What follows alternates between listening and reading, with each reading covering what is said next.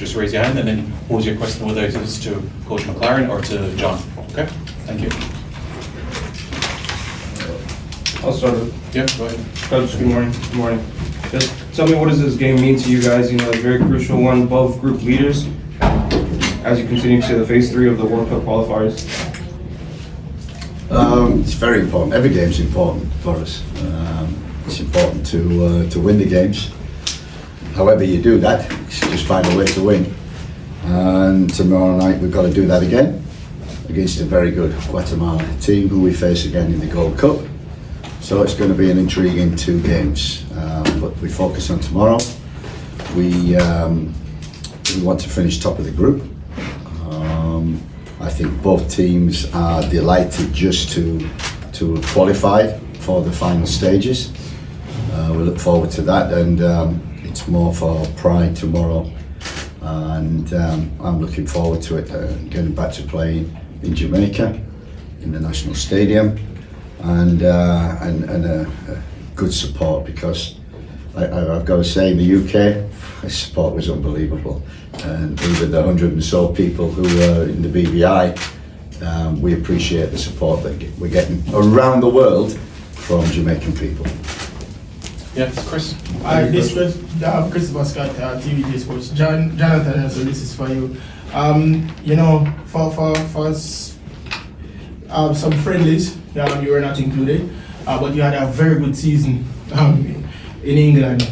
How does it feel to be back in the squad for some major FIFA tournament, World Cup qualifiers, Gold Cup, and so on? How does it feel to be back in the squad, and you know, what's the mood like, you know, preparation-wise for this World Cup qualifiers against Guatemala? Yeah, it's been it's always a pleasure playing here, and I think it's just, you know, the season I had that gave me the you know, the boost to work hard, and what I was playing for was to get back into the team, and it was just to get my rhythm back. I guess in the past I've been inconsistent with my club, and so it's been hard to, you know, get picked and show what I can do. So I think the timing's perfect for, you know, I've had a good season, and then I can bring what I've been doing in the season into playing with Jamaica, and you know, it's always, the aim is for me to play for Jamaica all the time, always be selected. So playing for the club is gonna, of course, help that. Yeah, and Coach McLaren, you stress a lot of times about the use of local-based players. We see more and more you include them, and how important it is for them to get opportunities so they can basically show the world what they're made of. Again, stress the importance of them, because we see with a lot of CONCACAF teams, you know, even some of the big names, they always make use of their local leagues in terms of the players here.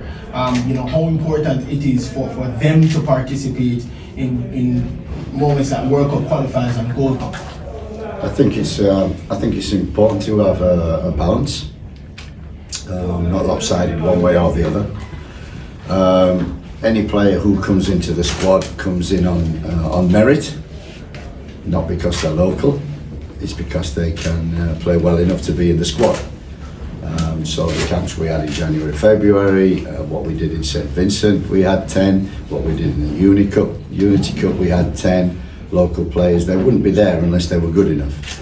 And I think since the introduction of the local players, you get a sense of more pride and more used to, shall we say, CONCACAF football, Caribbean football, what's required to win in terms of, you know, Saturday was a great example of, you know, the conditions of the field is not ideal and perfect, and the local players play on that every week, so they know how to play on that. The UK players are used to playing on a bowling green every week, and so playing on some pitches is difficult, as we've seen over the past. So yeah, the local players deserve to be, whoever is included, deserve to be in the squad. Thanks, Chris. Mr. Blake. Thank you. Morning, Coach. Morning, John. O'Leary Blake, Cataract, Dre Radio Sports. Congratulations on the victory in BVI and getting the necessary 3 points. Question, coach, 2 part. The Unity squad starting 11 was pretty much the same in both games. Are we going to see a more settled approach to the team selection, because that starting 11, everyone would agree, performed exceptionally well. And if I do that, particularly the midfield trio of Russell, Hayden, Casey Palmer, and rather when they came in, can you speak to how close you are getting to settling the squad, particularly in the midfield? Yeah, I think we've talked, the whole squad, the whole team, we've talked about the goal, qualification for the World Cup 26, that's the goal. And we're working towards, when we finally know the draw for the final rounds, I want by the time that comes round, a settled 23 players, maybe additions, so 26, 27, who, yes, I know what they can do, I know how we go forward, I know how we're going to play. So what we've had is games, and the Unity Cup was perfect for it. And you're right, we only had 17 players at the beginning of that against Trinidad, so we were limited in what we could do. They played that well against Trinidad that it was so obvious to include them for the second game. And also players came in late, so that was a no-brainer. And these 2 games, I think we've got people coming in, like Damari Gray, who needs minutes to play. So he played 90 minutes against BBI. So it's a little bit of what we always find also with the camps, and I'm finding out, is that the second game, because of the travel, because of the shortage of time in between, the first game, traveling there, playing, traveling back, training one day and then playing. The fitness of the players is not as it was for the first. But I think what we've got is a stronger squad now than I've had for a long time. So I have absolutely no hesitation whatsoever. Whereas I think when I started, I knew what my strongest 11 was. I think that's changed over time. We've got injuries to Mikel, injuries to Bobby, we've had injuries to Leon, people out of form. So over time, I've grown the squad to be more balanced, and we've got damn good players in every position. So, what came out in Unity Cup with Kahim and with Cephas and with Roman Burrell, with John coming back into the squad, it's given us a new dimension and competition for places now. Whereas I would say at the beginning, I knew what the team was. Now there's that much competition that if somebody isn't playing well, I have no hesitation in, okay, you can rest this game, and with energy, we've got that. And I think that is the key to the second game, is that we've got energy. And we've not always got that energy in the second game if we play the same team. So we have not many problems, but obviously Richard King came off with a little niggle in his hamstring. We have to assess him today and make sure we look after him after a long, hard season. So we've got, the squad, it's, whereas before I would be going down in performance maybe, now I know whoever comes in, is deserved to be in the squad and deserves to play, and it's great competition all over the field for places. And a quick follow-up was Isaac Hayden's omission, or not being in the squad in BVI, was that injury related? Is the player He picked up an illness on the day before we flew, and he went to hospital where he had to rehydrate more or less. So it was pointless in flying over, playing in that heat at 3. So Hayden stayed here. He's fit now and totally fit and available for tomorrow. Eddie? Yes, A-Division TV. The team of late has been up and down in terms of performances. Are you worried of the inconsistency play from the team going forward, especially going to the next round? I think, I think the thing that I'm grappling with is we're creating a lot more chances, but we're not scoring the goals from the chances. So, and I think Saturday was a difficult game. If you see the field, it's what we call in England, and John will know, we call it a leveller. So the worse field that you get, the more the level comes closer and against 90 minutes. You play on a perfect pitch like we do at Brentford, and you see the level is the level. So as BVI was a leveller, and it gives opportunities for smaller teams to cause problems and for us to break it down. We still created 15 opportunities, but we're not.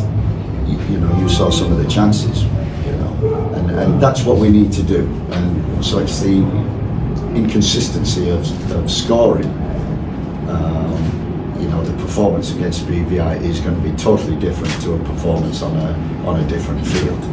And the boys stayed in the game, battled. We needed a second goal, and that's our problem.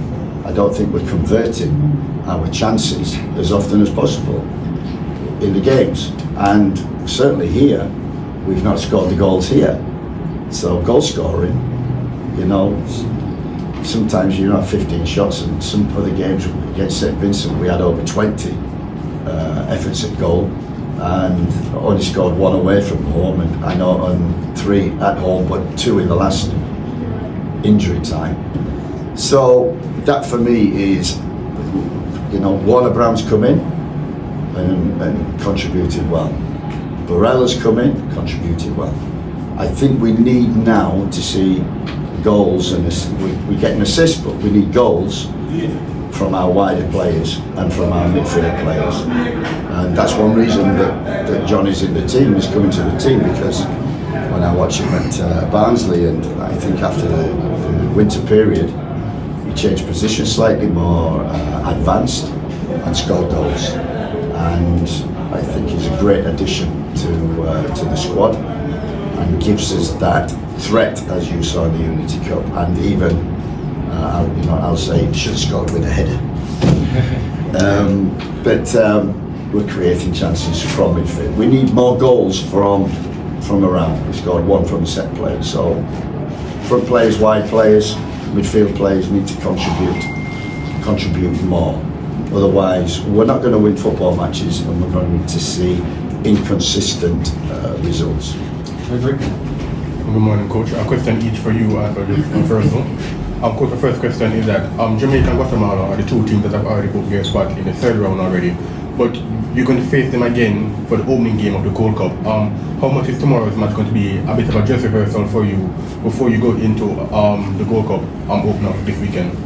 Simple, 2 different games, totally. We'll probably have a different team in the second game than we will in the first, same as they will probably. So 2 different games altogether, and the main priority is tomorrow. Right. And first one, I remember your first goal, I believe, for Jamaica came in the Gold Cup against Thinkits last time.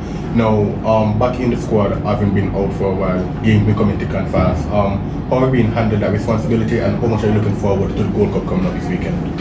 Yeah, playing a lot of games, that's my aim. I love to do it, I love to play. That's what I want to do, just play every single game. And the season I've had, that's what I've been doing. So the level and the amount of games it's been fine for me. Whatever game I play in now is just, we have one aim, and that's to win tomorrow and to win Gold Cup and progress to World Cup. So however that plans out, I'm available and going to do the best I can. Thanks, Pree. Yes, good morning, Coach. You mentioned a lot of traveling has been going on, and there are a few other players that were part of the Unity Cup, part of this squad, and were part of the World Cup going forward. how much does load management affect tomorrow's team selection? A lot. Absolutely. The second game is what I proved. I think when I first came in, I was consistent with the team and played the same team the second game, and the energy you could see was dipping from that. What I've got now is a more balanced squad, a better squad that I have no hesitation. No one is guaranteed a place now, and they have to perform well because we've got competition in the wide areas now. We introduced the likes of Tyrese Campbell, Mothersill in the Unity Cup, which we can. Kaheem Dixon showing the potential that he's had in the past. He's starting to show that. Cephas is coming to good form. Down the middle, we got Warner Brown and Burrell, Romario coming in, we know from before, so we got competition in that area. And you're absolutely right, the midfield area is a place where we need a little bit more competition. We're missing Bobby Reid badly. We've got good competition around the back, especially at centre backs. The emergence of Richard King in our team has been vital. I think Damien Lowe coming into the squad will also add some bit of experience and leadership. Ethan Pinning will be available for the Gold Cup. So we've got strength in certain areas. You're absolutely right, and everyone talks about it. We need more depth and strength in the midfield area. We're pleased that John has done so well since coming back into the squad, and that takes a little bit of a headache away that we've got a goal threat from midfield. So we are still work in progress, and that's why you probably still get inconsistent performances and results. And we need to get that consistency right, performance right, and make sure that we convert our chances, our ratio of chances to goals has to be higher. Gary? Yeah, to go off the competitiveness, the consistency, and there's also chemistry. So, John, you guys have spent a lot of time with each other now. Last week was Unity Cup, this week is the Qualifiers, next week is the Gold Cup. What are you doing, as well as the teammates are doing, to build that chemistry, to get familiar with your playing styles on and off the pitch? Yeah, I think it's important off the pitch as well, how we gel together and how we do things together. You know, getting used to how each other and how we live and how we take jokes and how we do stuff like that. So that definitely helps. And then on the pitch, you know, in training and games, you know, and someone's, you know, if even a small little compliment, you know, boosts the players, and you know, that brings some chemistry as well.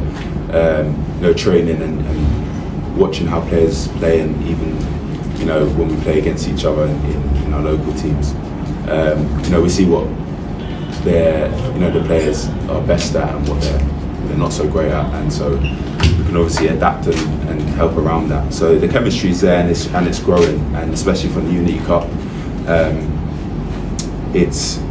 we've all gelled together. You know, we've spent a long time with each other, so the chemistry is only going to get better. Thanks, John. Daniel? Hi, Coach. In terms of our performances at home, they haven't been the greatest. Your team hasn't won since you've joined at the National Stadium, at least. How important is this game not only to find out where the team is in terms of their progression, but to kind of calm fans who are a little concerned after seeing performances against BVI and so forth?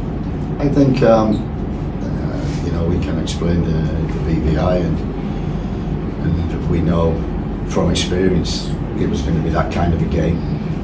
We scored early, we should score the second, and that makes the game always close and a little nervous, which it shouldn't be. And also having a little respect for the opponent as well, and making sure complacency doesn't come into it. But look, about tomorrow, it's about winning here. It's about winning here, and it's about scoring goals here. You know, that's my next goal, my next milestone is, you know, to make this a place where people don't want to come. To do that, we have to win games here. To win games, we have to score goals here, and we haven't done enough of both of them. Matthew? Good morning, Coach. Good morning, John. Matthew from Macron Sports. John, you're one of the few players in the team that has a profile that permits him to play all three levels of midfield. Coach said in a recent interview that he is ideal midfield consists of a creative player, a controller, and a 6. And you've played all the different levels. How has your experience been in playing all 3 different levels? And where do you see yourself that excels the most? Yeah, in my career I've been a 6. Playing out through Chelsea, I've been an 8. At Huddersfield I was more of a 6. And so in Barnsley now, I've been more of a 8/10, so a bit higher. Give me a bit more freedom to come up and down, box to box. Give me freedom to create, but also get lots of chances to score and making the box all the time, even getting on the ball and driving with it. Being able to adapt them 3 positions is only going to help the team and help the manager in the team he picks and the way he wants to play. And so it's only it helps me and helps me understand other people's position when they play in midfield as well. And so it's a lots of rotation I could do with that. So I'm used to all 3 of them positions. I think I've thrived in the 8 position this year. And so I just look to carry my performances on.